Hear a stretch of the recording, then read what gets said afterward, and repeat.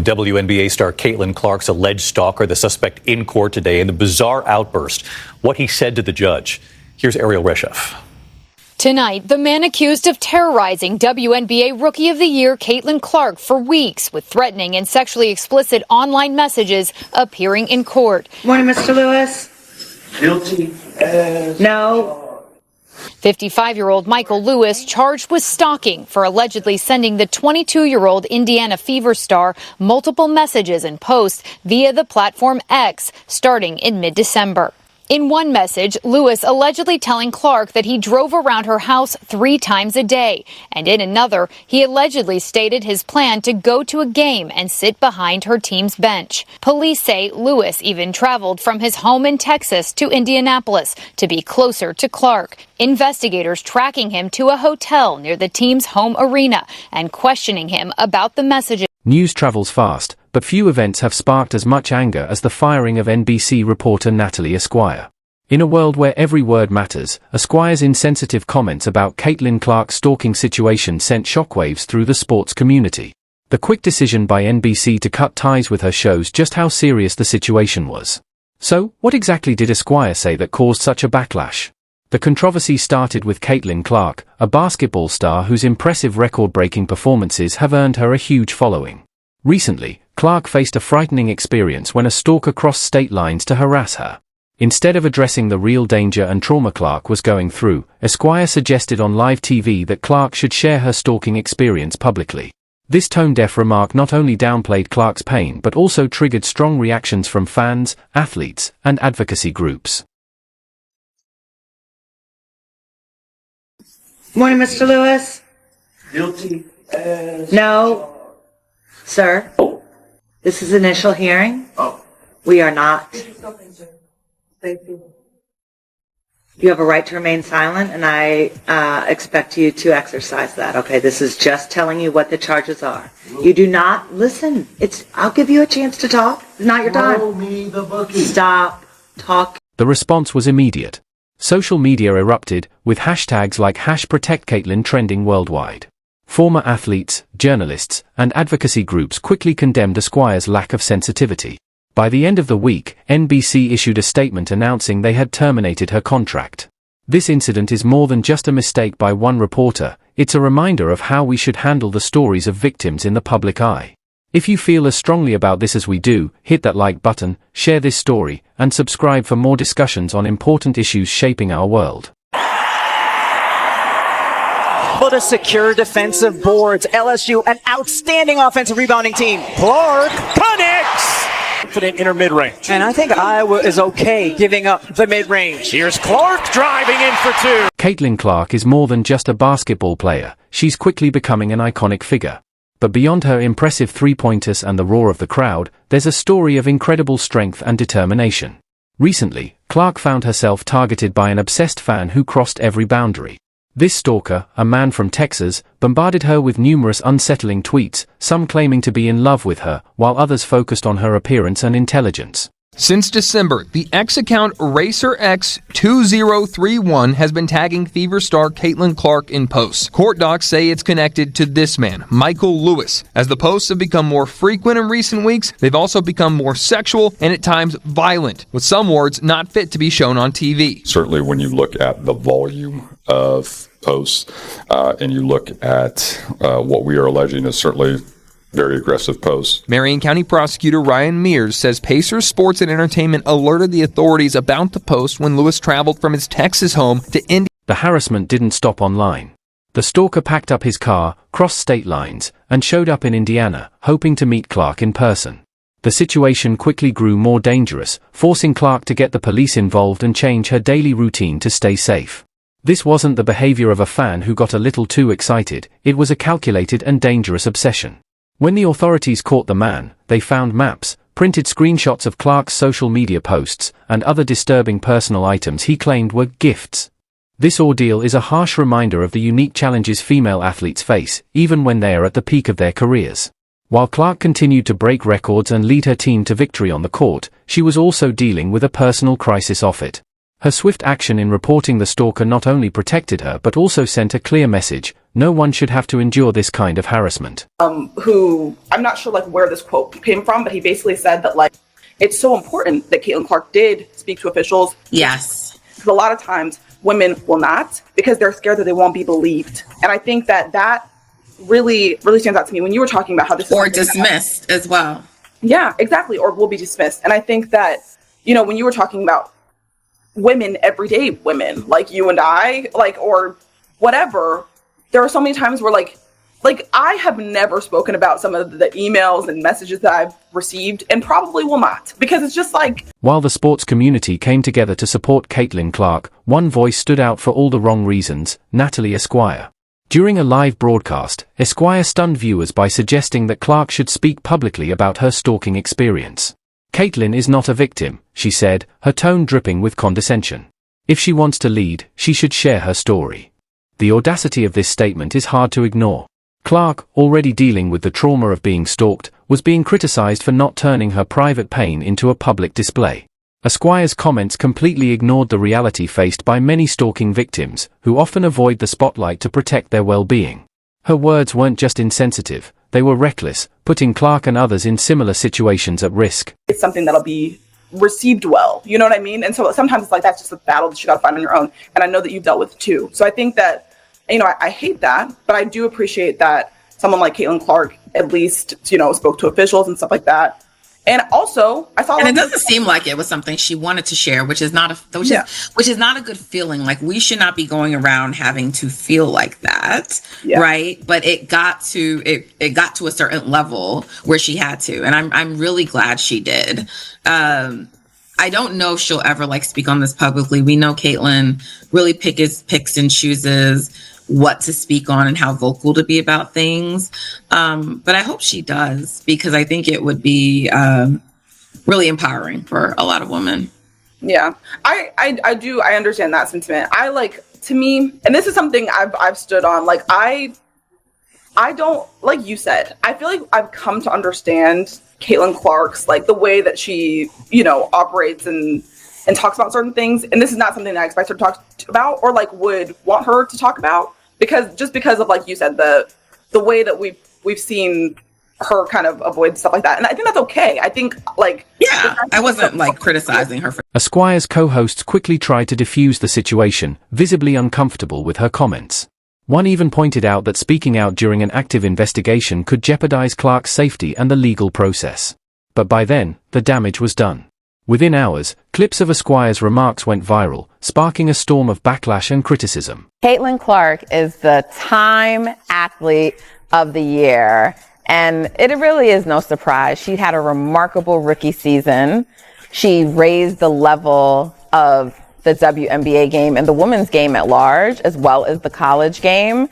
She broke so many stats and records. She's a trailblazer right now, and that was just after one season in the WNBA. She is leading the way and blazing a tremendous path in women's sports. So that is your Time Athlete of the Year. You know, one of my colleagues, Callie, said to me they were surprised, and not in a way to suggest she didn't deserve, but, you know, there's a number of women athletes, female athletes, that could have won this award this year. It's been a hell of a year for women's sports. NBC acted swiftly in response to the backlash over Esquire's comments. Just 48 hours after they aired, the network announced her termination. In an official statement, NBC emphasized their commitment to the safety and privacy of athletes, declaring that comments suggesting victims should publicly share their trauma did not align with the network's values. The decision to part ways with Esquire was widely praised. Advocacy groups supporting stalking victims applauded NBC for taking a firm stand against victim-blaming language. Sports organizations, including the NCAA and WNBA, also commended the network for its quick action. However, this firing sparked a larger conversation about the responsibilities of journalists when covering sensitive issues. Some argued that Esquire's comments were a one-time mistake, while while others pointed to a concerning pattern of sensationalism in sports media, where controversy is often prioritized over empathy. To leave it all out there. I know that you had at Iowa, both your junior and your senior year, you had 5 or 6 of these, right? Yeah. Where you literally, when you showed up in the arena, you did not know if it was your last game or not. Can you take any of that from junior year and senior year into a situation like that? Yeah, I think it's like you approach it in a way of like, you don't want this to be the end. Like, you want to keep coming back here. You want to keep coming to practice. You want to keep having shoot around or, have one more game with your team. So I feel like that's how I approach it. Like, I don't want this to end. I feel like it's been a very special year for our organization, and our goal is to get to the playoffs. But everybody in our locker room believes like we can really win this series. Obviously, the first game didn't go how it wanted to, but you got to learn from it. You got to flush it. You can't let that dictate game 2. This is obviously a must-win for us, and we believe we can come in here and win that. But like I said, like, we're guaranteed 40 minutes. Like, go out there and play as hard as you can, give it everything you got, and as long as you do that, you can be proud of what you did. Caitlin Clark's experience is far from unique. Stalking has become a major issue for athletes, especially women, who often face a level of scrutiny and obsession that their male counterparts rarely do. From overly devoted fans to online bullies, the threats faced by female athletes are both widespread and deeply concerning. Clark weaving into Young, flips it up there. And they're going to call that, I think, an offensive foul on Clark, which is her 3rd. That's tough. That is going to be tough. Experts warn that social media has made stalking even worse. Platforms like Twitter and Instagram allow stalkers to easily track their targets, using publicly shared posts to gather details about their locations and routines. In Clark's case, her stalker quickly moved from online harassment to physical stalking in just a matter of weeks. While security measures are improving, the sports world has been slow to address this growing problem. Many athletes still feel vulnerable, especially when their private lives are exposed to the public. Clark's experience serves as a stark reminder of the real dangers athletes face and the urgent need for stronger protections. Tarika Foster Brasby. My girl, welcome. It's so good to see you. I haven't seen you since the WNBA finals, which wasn't that long ago, but it feels now like such a long time since that ended because so much news has happened. And one of those big, first of all, there were all these like coaching vacancies in the WNBA, which we'll get to, but none other than one that was a very big one, which is the Indiana Fever. And we know that's a team that everyone's focused on and paying attention to because Caitlin Clark is on that team. One of the most troubling aspects of Esquire's comments was her suggestion that Clark had an obligation to publicly share her stalking experience. This mindset ignores the basic right of victims to keep their privacy. Stalking is deeply personal and often traumatic, and forcing victims to publicly relive their experiences only adds to their pain. In Clark's case, going public could have actually empowered her stalker, who already viewed any attention as a way to validate his delusional belief that he had a connection with her. Advocacy groups quickly condemned Esquire's remarks, releasing statements that highlighted the dangers of pressuring stalking victims to share their stories. They emphasized that it should be up to the victims to decide whether or not they want to speak about their experiences. We're obviously marketing around all of our players, but I think Caitlin's lifting everybody. Because definitely. Our arenas are packed, our viewership. I mean, this is a key part of why I was hired, is to look at how to bring in new viewers, new fans, the demographic. We're one of the most diverse demographics in sports, both on the court and now our viewership. Yeah. It rocks, by the way, when you're in the stadium. We went and loved it. The sports community's response to Clark's situation was overwhelmingly supportive. Teammates, coaches, and fans rallied around her, emphasizing the importance of prioritizing safety and mental well-being over public exposure. Many WNBA players shared their own experiences with obsessive fans, shedding light on the unique challenges female athletes face. Their messages of solidarity made it clear that Clark was not alone and that the community was firmly behind her. Male athletes also joined the conversation, recognizing that while stalking isn't just a female issue, female athletes often deal with a level of persistence and aggression that is unmatched. Their support helped elevate the conversation, showing that this is not just a women's issue, it's a human issue. I think the reality of it is that I don't think people would know what I see squared, so shout out to Caitlin. It's no fun in that. We try to have fun with it, and that's why we've been winning these games. And as you can see, one of the our rookie plays the most, and but it keeps it fun. It keeps us wanting to come here and do our job even more because we do have fun. We just had the largest WNBA crowd ever, and you were part of that game. So just want to talk to you about, I know that the Fever have had large crowds following all season, but what did it mean to be part of history tonight as you guys get ready to head into the playoffs? It's huge. Just this is what we've been hoping for forever. So, it's fun to play in front of these games. You never get used to it. Just always showing up and playing in front of sold out crowds. And shout out Caitlin. Clark's response to dealing with her stalker offers a valuable example for how athletes can protect themselves in similar situations.